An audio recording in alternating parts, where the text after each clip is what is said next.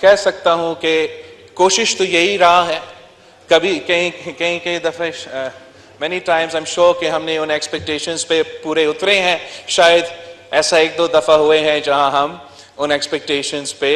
नहीं उतर सके, लेकिन कोशिश हमेशा यही रहा है कि पाकिस्तान पीपल्स पार्टी का फ़लसफ़ा, पाकिस्तान पीपल्स पार्टी का मंशूर, शहीद जुल्फ़िकार अली भुट्टो का नज़रिया, शहीद मोहतरमा बेनज़ीर भुट्टो ने हमें जैसे तरबियत दी, उस तरीके से अपना काम चलाएं। हमने इस हाउस में कभी कोई गाली नहीं दी, गालिम गलोच पे हम यकीन नहीं रखते हैं। हमने अपना पॉइंट ऑफ व्यू, हमारा जो पॉलिसी है, हमारा जो नुक्ता नज़र है, वो इस कौम के सामने, इस हाउस के सामने रखे हैं। और उस दिन से जब हमने अपने इब्तिदाई तकरीर किया और सेलेक्टेड सरकार को सेलेक्टेड का नाम दिलवाया, उस दिन से लेके आज तक हमारा ये कोशिश रहा है कि जो स्पेस जमहूरी कुव्वतों ने, जमहूरी इदारों ने, जमहूरियत ने 2008 से लेके 2013 तक हमने, मेरे ख्याल में आप नेशनल असेंबली के मेंबर नहीं हो, हाँ, वजीर होते हुए इधर आ सकते। हमारा कोशिश ये रहा है कि उस सफर को आगे लेके चले। और जब हम खान साहब का मुखालफत कर रहे थे और हम अपोजिशन में थे, तो हम अपोजिशन में होते हुए भी जमहूरी दायरे में रहने की कोशिश करते थे। हम एहतजाज करना चाह रहे थे, दानली के खिलाफ एहतजाज करना चाह रहे थे, इस मुसलत जो हुकूमत हम पे मुसलत किया गया उनको एक्सपोज करना चाह रहे थे। मगर हर वक्त हमारा ये सोच था, हमारे ज़हन में ये रहता था कि हमसे ऐसा ना काम हो जिससे सिस्टम को नुकसान हो, हमसे ऐसा ना काम हो जिससे जमहूरियत को धचका हो, हमसे ऐसा ना काम हो जिससे कोई तीसरी फोर्स, गैर जमहूरी फोर्स जो है वो फायदा ले। जब हमने PDM बनाए या जब हमने लॉन्ग मार्च निकाले, तो उन प्लेटफॉर्म्स पे भी पाकिस्तान पीपल्स पार्टी का मौक़िफ़ ये रहता था कि आप आके एहतजाज करें, आप धरना जो है ना दे, आप किसी को ये अपॉर्चुनिटी ना दें कि वो इस सिचुएशन का फायदा उठाए। और यही वजह था कि इस पूरा वक्त हमने जोर दिया कि हमने अदम एतमाद के थ्रू वजीर आजम, सेलेक्टेड वजीर आजम को निकालना है। और जबकि तारीख में कभी ऐसे हुआ नहीं था, लेकिन हम सब की मेहनत की वजह से, सारी सियासी पार्टीज की इत्तेहाद की वजह से हम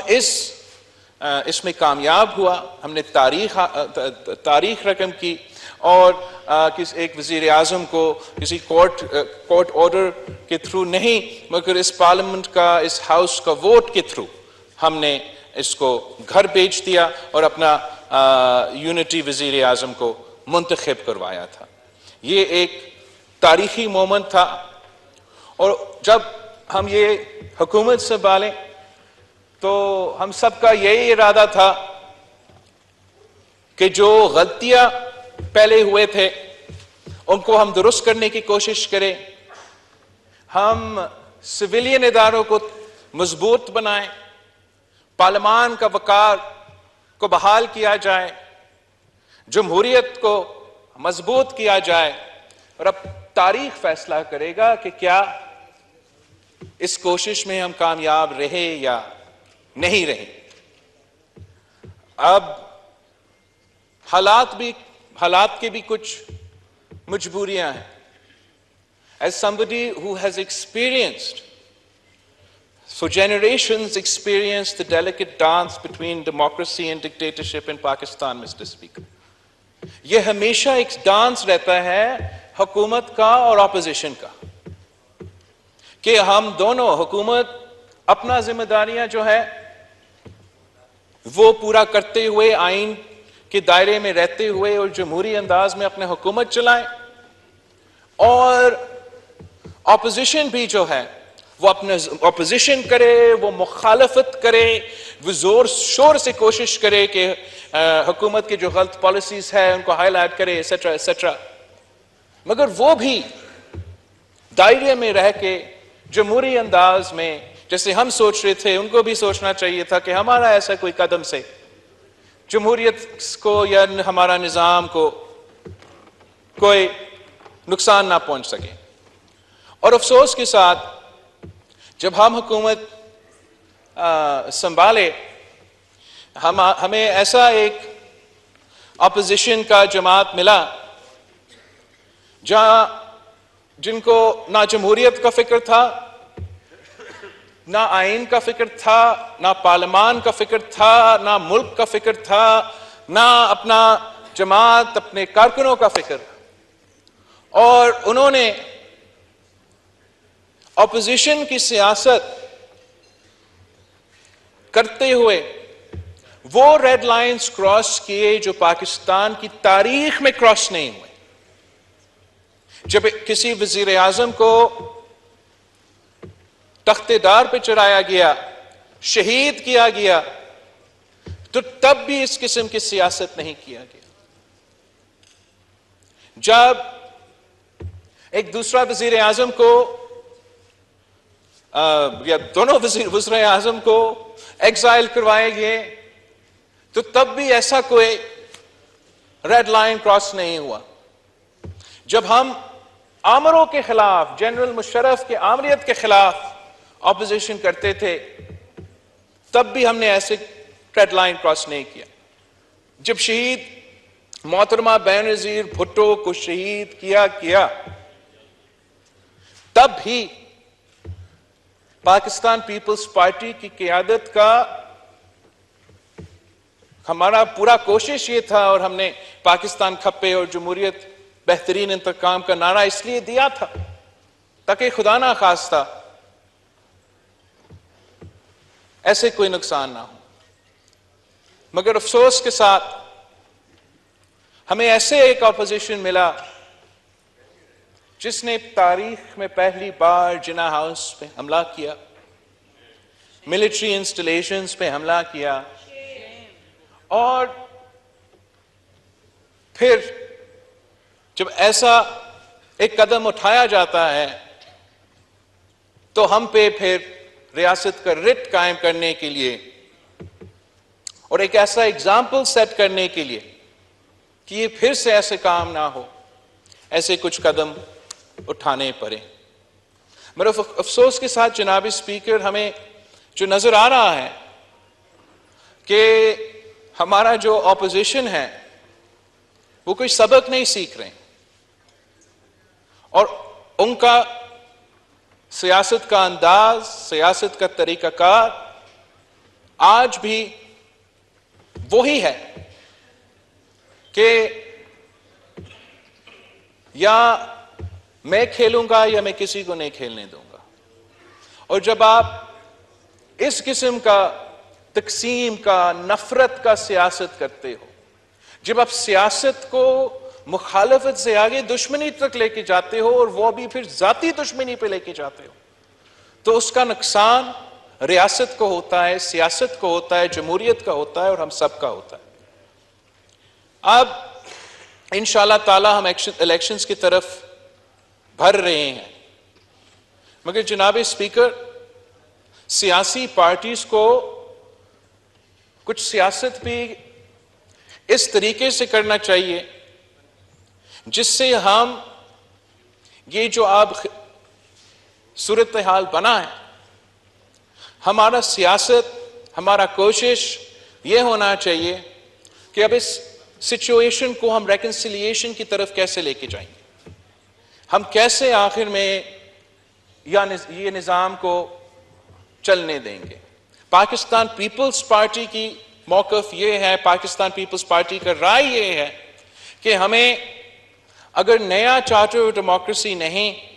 फिर वो पुराना चार्टर ऑफ डेमोक्रेसी ही सही, उस पे तमाम ना सिर्फ सियासी जमातों के और वो सियासी जमातों जो आजकल बाहर है असेंबली से, उनके साथ भी, मगर फिर दूसरे इदारों को भी इस चार्टर को या मानना पड़ेगा या उस डायलॉग का हिस्सा होना पड़ेगा जिसमें हम आखिरकार आपस में बैठ के ये फैसला करें कि क्या वापडा जो है वो वाटर का जो हमारा वफाकी वजीर है वो चलाएगा या सुप्रीम कोर्ट का किसी चीफ जस्टिस चलाएगा? हमने आखिरकार वो रूल्स ऑफ द गेम आपस में तय करना है कि किस चार्टर के तहत, किस कोड ऑफ कंडक्ट के तहत ना सिर्फ हम सियासी जमातें आपस में एक दूसरे के साथ सियासत करेंगे, मगर किस तरीके से हमारे इदारे दूसरे इदारे के साथ चलते रहेंगे। हमारा सिलेक्टेड हुकूमत का मुखालफत करते हुए एक पॉइंट पे हम सब जोर देते थे कि सारे इदारे को अपने दायरे में रह के काम करना चाहिए। और मेरे ख्याल में जो 15-16 महीना का मौका हमें मिला, इस मकसद में हम कामयाब नहीं हुए कि हमने वो सारे जो इदारे हैं इनको अपने दायरे में काम करने का जो सिलसिला है उस पे हम कामयाब नहीं हुए हैं। और अब आगे जाके जैसे हम इलेक्शंस में जाते हैं, सारे सियासी जमातों को ना सिर्फ सोचना चाहिए, एक्टिव कोशिश करना चाहिए कि हम ये मसला को हल करें। वरना चले खान साहब अरेस्ट हो चुका है, अपना तो मुकफ़ात अमल है। मैं तो बचपन से देखता आ रहा हूं कि पाकिस्तान में सियासतदान तो जेल जाता है या हुकूमत में होता है, मगर अब आप इलेक्शंस भी कर लेंगे, आज नहीं तो कल किसी न किसी वक्त वो निकल जाएगा और फिर जो भी हुकूमत इधर होगा वही धांधली, वही धरना, वही सियासत चलता रहेगा। या खुदा ना खास्ता किसी वजह से पीटीआई का कोई उम्मीदवार इलेक्शन जीत जाए, खुदा ना खास्ता किसी वजह से पीटीआई का कोई उम्मीदवार इलेक्शन जीत जाए, तो फिर भी वही सिलसिला में हम लगे रहेंगे। अवाम को असल मसाइल का हल निकालने के लिए वक्त कितना मिला हमें ये पिछले जो 15-16 महीने में? कभी कोई इस्लामाबाद पे लॉन्ग मार्च, तो इस्लामाबाद का को जला रहे हैं, कभी ज़मान पाक जो है मैदान जंग में तब्दील हो चुका है, कभी ये मई 9 का इंसिडेंस आ जाते हैं। तो जहां हमारा ऑपोजिशन पे भी जिम्मेदारी है कि वो अपना रवैया दुरुस्त करे, हम पे भी एक जिम्मेदारी है कि हम सब सियासतदान बने, सियासत को और जमहूरियत को मजबूत करने की कोशिश करें। मेरा एक स्टेटमेंट था एक हफ्ते पहले शायद आज, जहां मैंने सदर जरदारी को और मियां नवाज शरीफ को अपील किया कि मियां साहब को और जरदारी साहब को ऐसे फैसले लेना चाहिए जिससे मेरे लिए और मरियम शरीफ साहिबा के लिए आगे जाके सियासत आसान हो, मुश्किल ना हो। और जिस तरीके से हम चल रहे हैं, ऐसे लगता है कि हमारा बरों ने फैसला किया है कि जो 30 साल आप लोगों ने सियासत भुगता है, वैसे ही आप चाहते हो कि आगे जाके 30 साल हम सियासत करें। और मैं आपको बताना चाहता हूं कि इस मुल्क के जो नौजवान हैं, 65% ऑफ पॉपुलेशन, हम सब ये जानते हैं, दे आर कंसिडर्ड ये 30 साल की उम्र से कम है, कि हमारा ये रवायती सियासत से तंग आ चुके हैं। ये सियासत देखते देखते वो अब ना हम पे भरोसा करते हैं और ना किसी और पे भरोसा करते हैं। और जो इस मुल्क के सबसे बड़ा असासा है, जो इस मुल्क को तरक्की लेके देंगे, वो ये हमारा नौजवान नस्ल है। जनाब स्पीकर, मेरा अपील है, ना मेरा मुतालबा है, ना सिर्फ मेरा जमात से मगर तमाम सियासी जमातों से, कि हम अपना रवैया और अपना सियासत करने के तरीकाकार ऐसे रखें जिससे वो जो हमारा 65% ऑफ द पॉपुलेशन 30 साल से